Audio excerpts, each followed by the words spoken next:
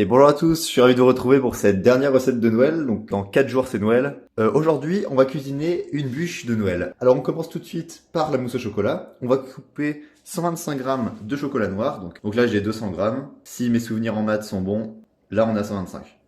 On coupe en petits bouts et on enfourne tout ça au micro-ondes. Voilà, il est bien fondu, on va pouvoir le mettre dans un saladier avec une maryse. Sans plus attendre, on va rajouter de la crème fraîche, donc environ 10 centilitres, et on mélange bien. Ok, donc le chocolat est bien lisse, on va pouvoir le laisser refroidir un tout petit peu et on va rajouter les œufs. On va avoir besoin donc de 4 œufs dont on va séparer le blanc des jaunes. On l'ouvre comme ceci.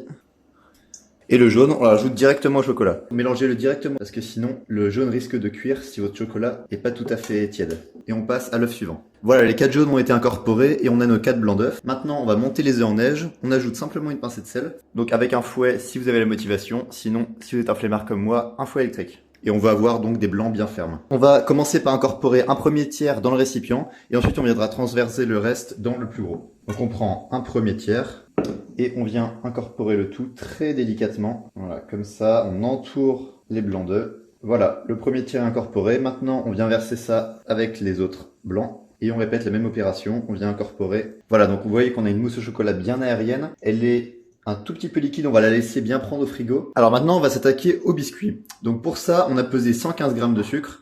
Et on va venir séparer le blanc du jaune de 4 œufs. Voilà, et le jaune avec le sucre.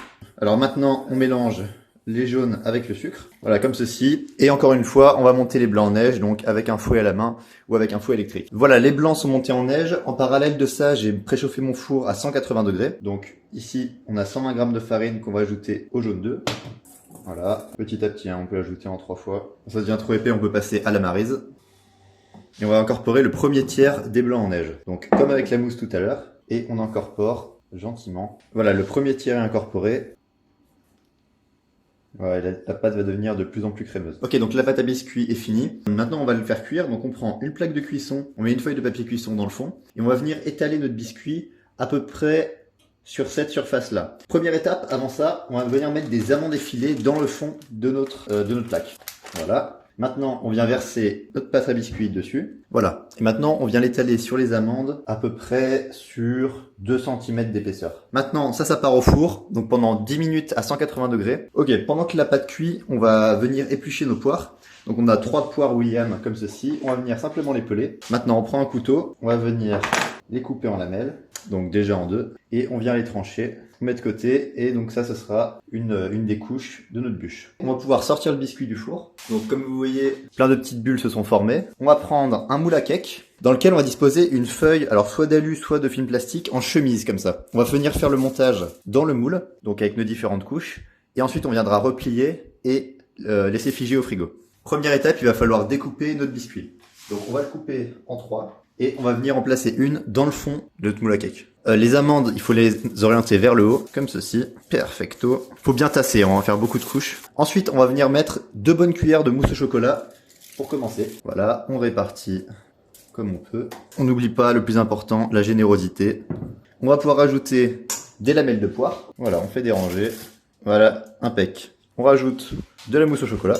Donc à la suite de cette opération, on aura mis la moitié de la mousse. Et on va venir ajouter sur le dessus le deuxième biscuit. Voilà, toujours les amandes orientées vers le haut. Et on revient avec la même opération. Une couche de chocolat, de la poire, encore du chocolat. Voilà, notre deuxième couche a été réalisée.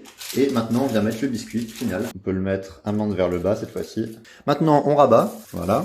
Et ça part au frigo pendant, alors toute une nuit, c'est possible. Sinon, il faut au moins compter 3 heures. Alors, donc 3 heures après, on va pouvoir s'occuper du glaçage, donc une nappage chocolat de notre bûche. Donc, la première étape, ça va être de faire fondre du chocolat. On en a ici 100 grammes en petits morceaux, on va le faire fondre au micro-ondes. Et ensuite, on vient de rajouter de la crème fraîche. Ok, voilà, le chocolat est bien liquide. Donc voilà, un petit peu. Et voilà, notre chocolat est prêt. Voilà, elle est revenue du frigo. On va pouvoir la démouler. Voilà, je vais commencer par la mettre dans un grand plat comme ceci. On démoule, on va la retourner. Voilà, très bien. Et maintenant, on va procéder au nappage. Donc, on prend notre chocolat. Voilà. On étale bien. Sur les côtés, même système. Voilà. Ok. Donc maintenant, on va décorer tout ça.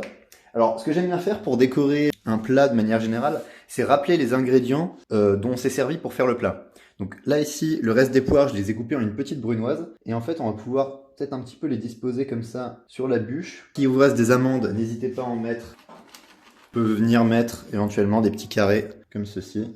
Eh bien écoutez, j'espère que cette recette vous aura plu. Et régalez-vous, prenez du plaisir à cuisiner, faites des très bonnes recettes. Et on se retrouve bientôt pour une prochaine vidéo.